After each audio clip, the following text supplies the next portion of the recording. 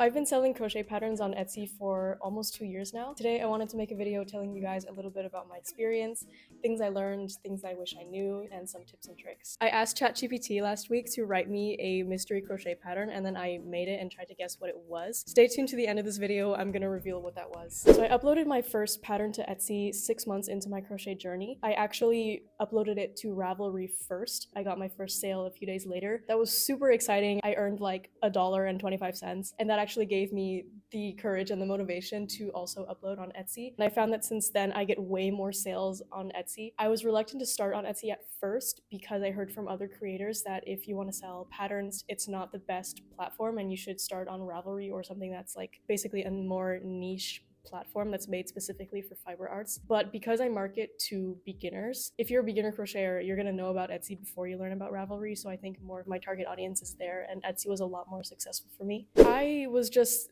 landing sales here and there, and it was super exciting. But when I checked my expenses, I was like, why am I not earning as much as I thought? The first realization I made was that Etsy fees are crazy. Like, people were not lying about that. They will charge you a transaction fee. You have to pay a fee for listing your item.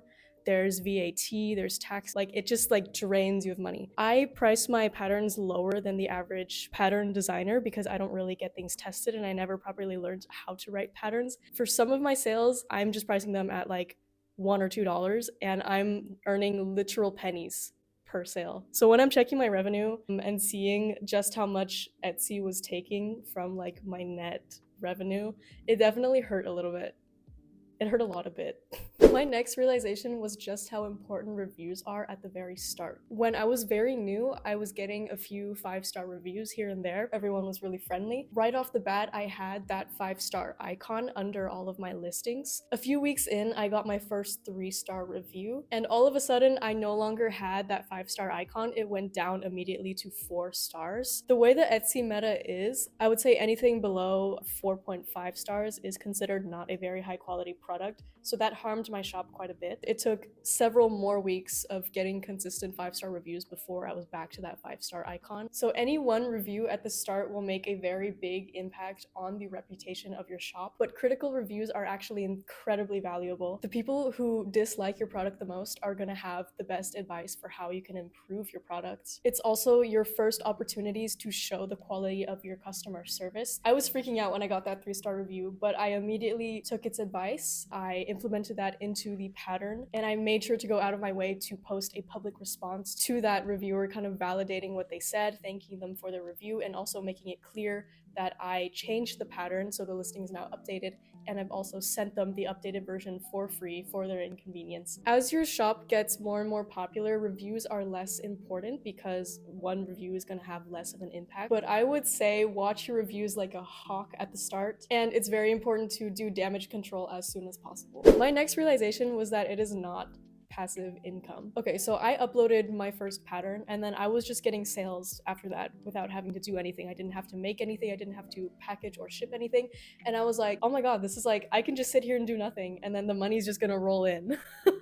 And that made me really excited. Now, that is true to a certain extent, the better your products get, but the truth is it's not absolutely passive income. Trends are constantly evolving. What people find aesthetically pleasing is always evolving. You have to keep going back to your products and updating the thumbnails, changing the marketing. I wrote my first pattern without really learning about pattern making, so there were lots of errors, there were lots of things that I found were intuitive, but my customers did not really understand. You're gonna have to constantly go back, proofread, update them, relist them. Some patterns will flop and you'll have to take them down. People will encounter problems when they buy your product. Sometimes they enter the wrong email. It's definitely one of the fun parts of owning an Etsy shop, actually, because you get to talk to people and you get to make friends and you get to help people out and make them happy with your product. But I went into Etsy obviously with little to no knowledge about pattern writing or business ownership, so I was very overwhelmed by the amount of maintenance and active work that I had to do in order to maintain my shop. Sometimes I would learn a new crochet technique and then I would think of a pattern I uploaded and then I think, oh, that new technique I just learned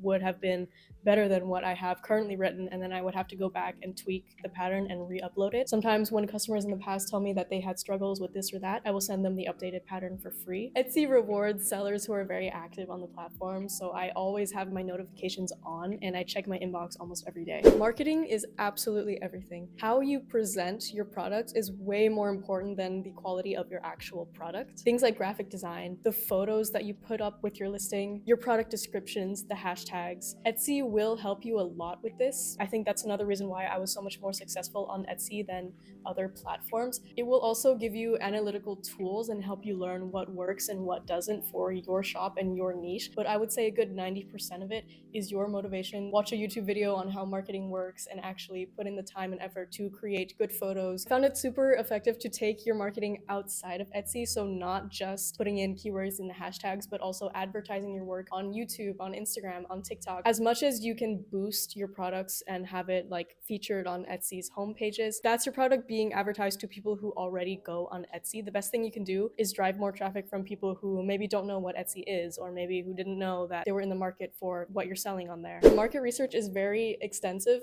but it is everywhere and it is incredibly fun. When you're scrolling through Etsy or Pinterest, you will encounter so many other creative and artistic people. You're gonna hear so many success stories. It's incredibly motivating and inspiring. The majority of my products were not things that I pulled out of my own brain. I got a lot of inspiration off of Pinterest, off of seeing other similar products. So it not only gives you ideas on how to market your product, but actually what kind of products you want to sell. That being said, the Etsy marketplace is incredibly competitive. When people find your product, it's going to appear in a lineup of a bunch of similar products, some of which may be better than yours. I am fortunate enough to run an Etsy shop recreationally and have a hobby that earns me a little bit rather than costs me. So I don't actually do a lot of market research sometimes. Sometimes I just think of a pattern and then I make it and then I upload it, only to find that there's like 6 others that are exactly the same as mine. So my advice to you is, if you can't beat them with your product, beat them with your price.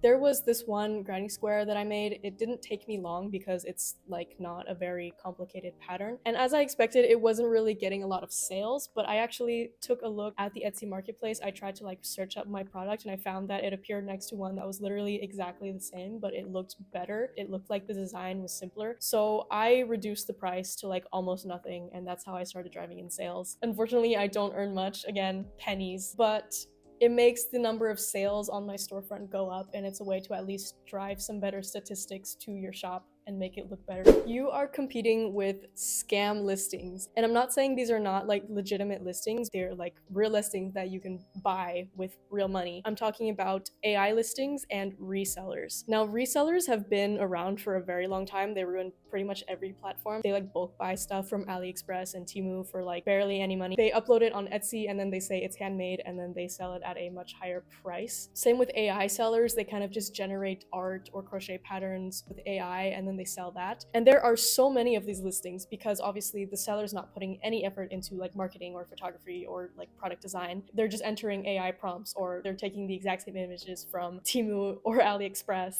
It's really harming Etsy as an e-commerce platform that specializes in selling unique handmade gifts, and it's discouraging buyers from going on the platform. So if you're really serious about e-commerce and starting a business, Etsy is a good place to start and gain a following, but I suggest you eventually move off of Etsy and start your own web store, because honestly, I think I'm slowly starting to witness the downfall of Etsy. At this point, like every 5th listing is something that I saw on Temu a week ago or something that's AI generated. It's something that's happening on Fiverr and lots of other e-commerce platforms, and it's really harming real artists. There's so many well-meaning people who are new to crochet, or older people who kind of have trouble deciphering between AI and real images. Well-meaning people who actually buy these products only to be disappointed, only to find out that they've been duped. And now a real and genuine artist that designed their product has lost a potential customer because now they don't want to go on Etsy anymore. Your passion projects will shine through. There have been times where I was experiencing job insecurity, where I started to lean more on Etsy as like a more revenue source. And that's where I was in a more of a quantity over quality mindset, and I just wanted to crank out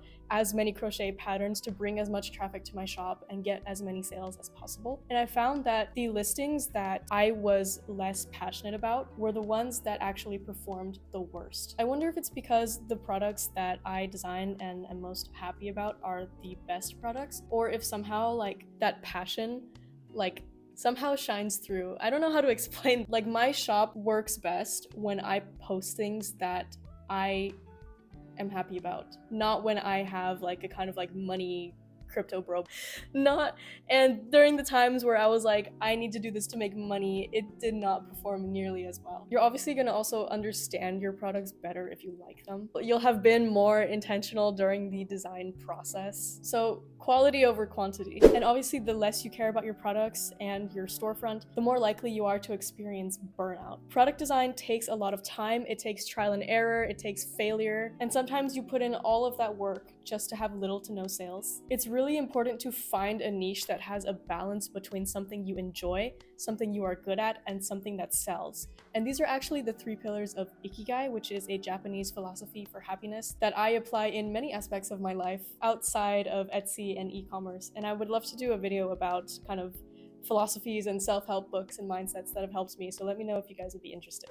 You don't need huge investments, at least not for digital products. I use thrifted yarn to make all of my projects. I take photos on my smartphone. For things like graphic design, I just use free applications, like I use Pages, I use GIMP. I do all the customer service, all the product design myself, so I've never outsourced my work by paying somebody to, for instance, do a photo shoot for me. If you really want to learn marketing and photography, there are so many free resources such as YouTube and blogs on the internet. And like I said before, reviews will help you learn. So it doesn't have to be expensive. You don't need huge investments. Overall, it's been an incredibly positive experience, and Etsy will help you. The platform wants you to succeed because that's how the platform makes money, by basically taking a portion of your revenue. So it's a very low risk thing to start an Etsy store. But again, if you're really serious about starting a business, Etsy is a good place to start, but eventually I would move off and create your own web store. If you're watching this video, this is a sign to start now. All you need is some creativity and a debit card. And the most you can lose is 20 cents because that's how much it costs to upload a listing onto Etsy. My only regret is that I didn't start sooner. And maybe I should have done a little bit of learning, like even if I just watched a YouTube crash course on how to get started and some tips for photography and titles. That would have helped me get off the ground a lot quicker than I did. Etsy really helps you like get over the fear of sounding stupid. At first, I was using keywords like Y2K, cottagecore, and I felt so fucking stupid, but it's just what you gotta do to drive traffic. And eventually, it's just like, whatever. Another mindset I have is just keeping in mind that I am not invincible. I am not special. I am gonna fail at things because I'm an ordinary person, but I can also succeed at things while being an ordinary person, and that's really beautiful. So you might as well do it. The time will pass anyway. We're all gonna die soon. So you guys might recognize this bear from the previous video. I asked you guys to name him. So the top comment I got for a name was Florp, and then the next one was Benedict Bear, and then there was one that said I should name him Bear but spelled B-A-I-R, like because he's made of AI. Excellent names. I'm gonna give it another week, guys, so cast your votes or leave a new name under that original video. I've linked it in the description. So what was that mystery AI pattern from the previous video? I'm like embarrassed to reveal this, but it's been a week and it still makes me laugh. Okay, so you guys had some great guesses. You guys said acorns, like an acorn cluster, coconuts, peas in a pod. Somebody said they thought it would be like a pair of otters, like you know how otters hold hands when they swim so they don't drift away. Somebody said an elephant, like if this stem part were down here for a trunk and then the balls on either sides are ears. So very interesting guesses. Thank you for leaving those. Okay, now it's time to reveal what it actually was. Honestly, my curiosity is killing me. I need to know what the frick that final mystery pattern was.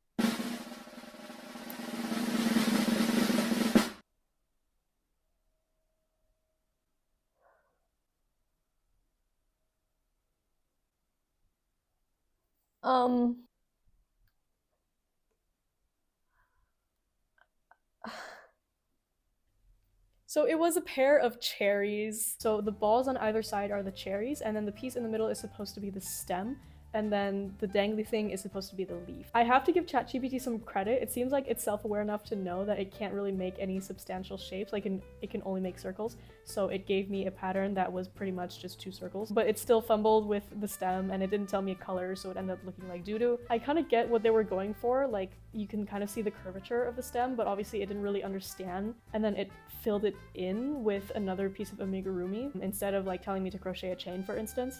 And then it just told me to embroider a face, and obviously because I thought the middle piece was going to be the main part, I embroidered it there. I had kind of suspected cherries because of the hint it gave me. It said it's small, cute, and often seen in pairs.